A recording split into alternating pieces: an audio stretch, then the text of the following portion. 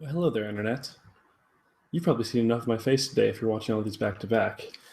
As you know, I'm Kyle Snow, and this is Controllers and Keyboards.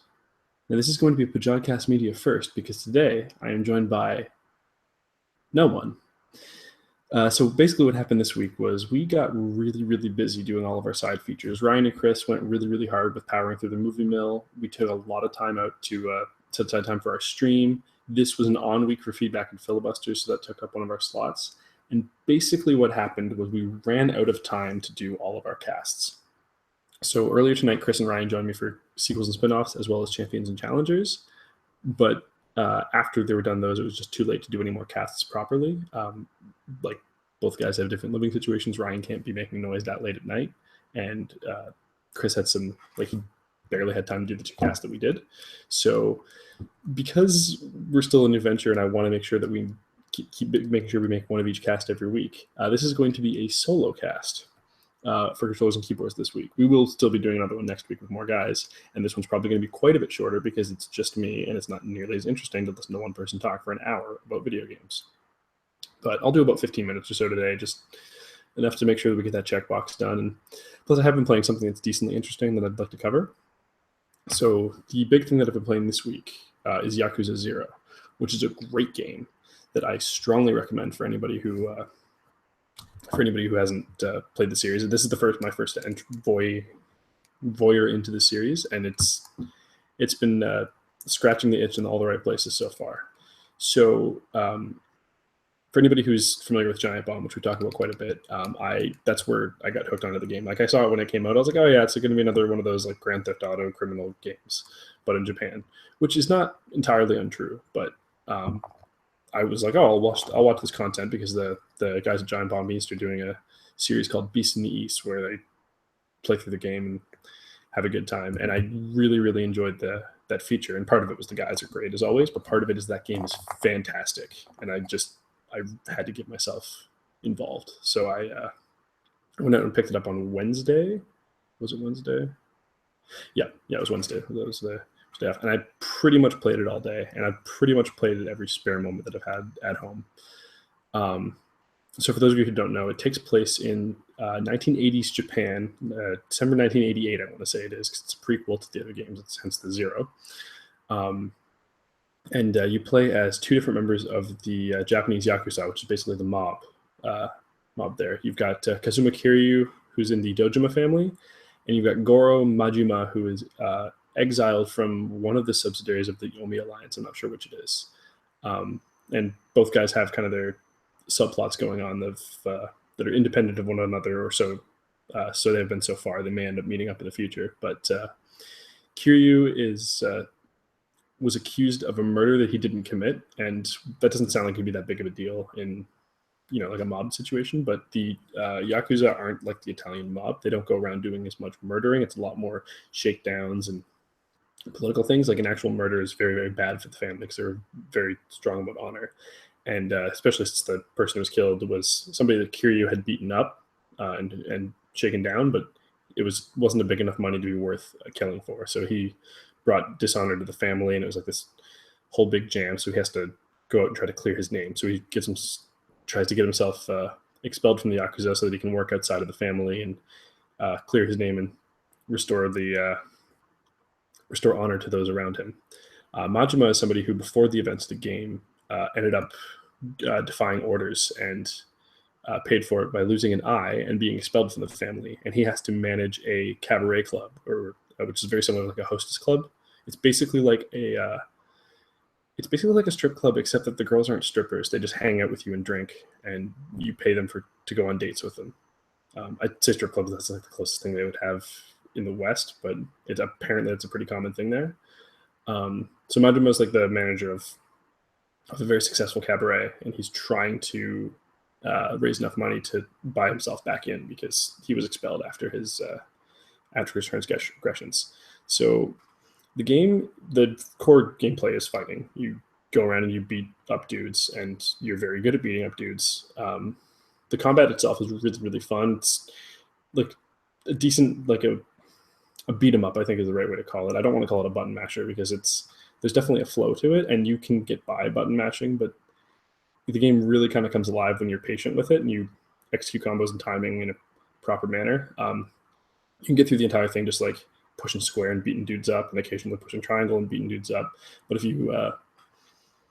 if you set yourself up in like proper circumstances, you can use these things called heat moves, where they'll basically just do like awesome, like the game kind of takes control for a minute, does like an awesome cinematic thing where you'll like throw dude in the air and uppercut him, or headbutt someone, or throw them into a wall, or crush their head into a car door, or hit them with like a potted plant for increased damage. It's an all around good time.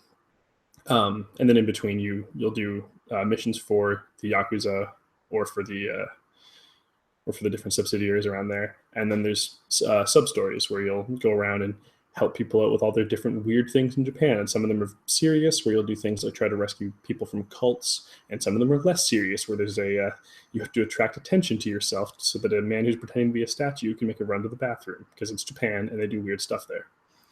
And it's got a really nice balance of serious to goofy, and it's very good at striking the tone. Part of that is the I don't want to call it camera work, but you know what I mean. Like the way that they set the shots is very good for that.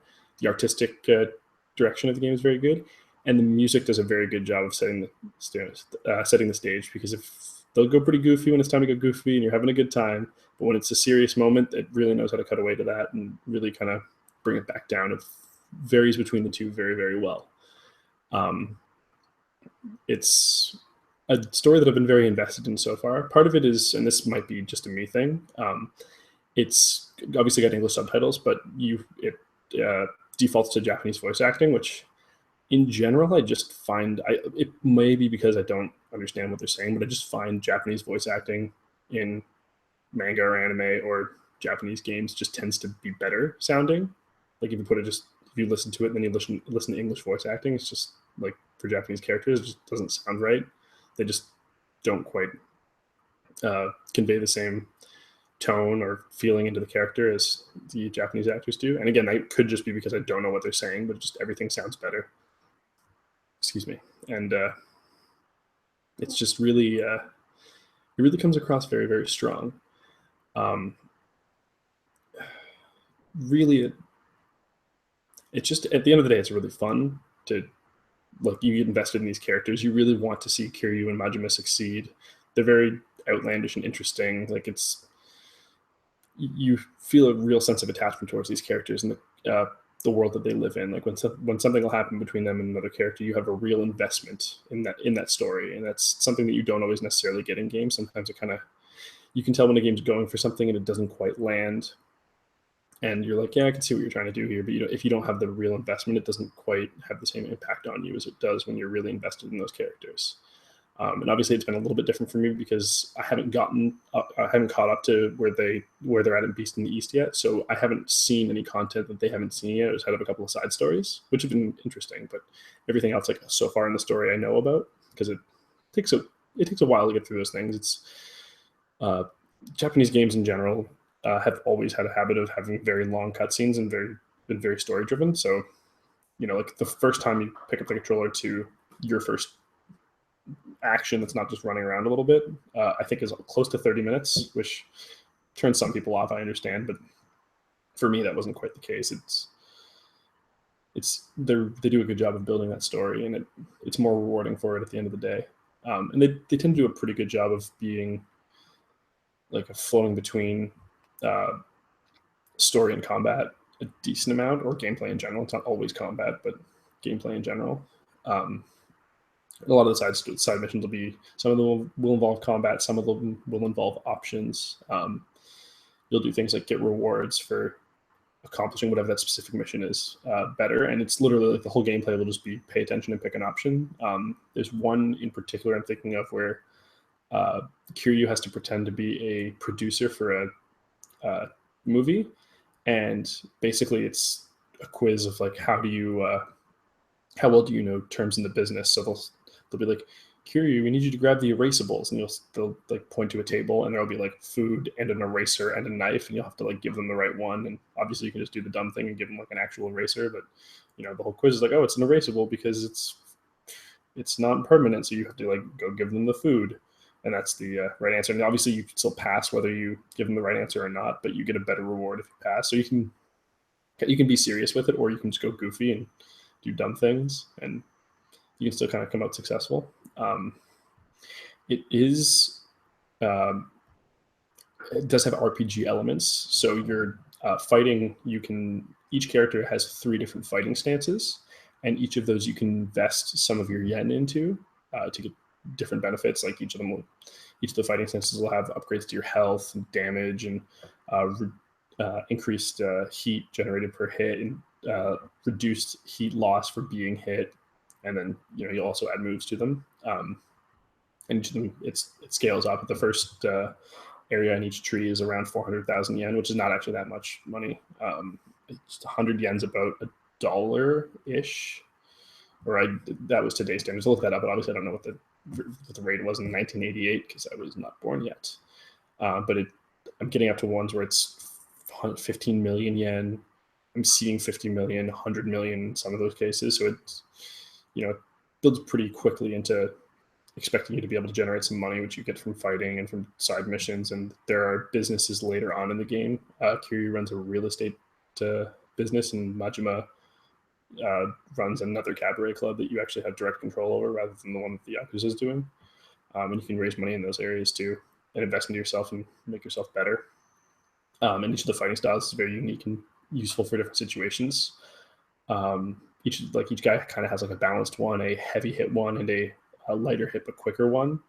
The heavy ones involving heavily around weapons too. Majima carries a bat around with him, and Kiryu can pick up literally anything and pick it up mid-swing. You can always pick up different items that will be pointed out to you, but in this specific style, it's just pick up literally anything, and just if it exists in the world, you can pick it up and hit someone with it. And it's fun sometimes to just hit people with weird stuff, because sometimes you'll be like, oh yeah, I'll pick up this trash can and throw it at the guy, or I'll pick up this desk chair and throw it at the guy. And sometimes it's things like a bicycle wheel, or stun guns, or a lightsaber, because it's Japan and they do weird stuff sometimes. So I definitely recommend the game. I'll probably talk about it a little bit more on the next edition when I'm back with Ryan or Chris or Shane or some combination of them, because I'm sure that they'll have some questions about it. But this one was a little more off the cuff, and I kind of just decided to do it last minute. But I really wanted to make sure we got one of everything out this week. So this was kind of my last ditch attempt to make sure that we got something out. And I don't obviously plan to do solo casts, so I find this to be a lot less interesting than interacting with somebody else. But it's literally about 3 a.m. on Monday morning, so we're technically late, but I think that it still counts. It depends on the time zone. If you're far enough west, it's still Sunday, so we'll call it there. But thank you guys for joining me this week. Next week we plan to have everything spread out a little more evenly, and we probably won't be held up by the stream and stuff like that. And the next controls and keyboards will probably go into it a little bit more in detail, but we'll have a bit better of an episode for you. But thanks for sticking through this one with me. Anyways, this has been Controllers and Keyboards. I'm Kyle Snow. We'll catch you next week, probably tomorrow.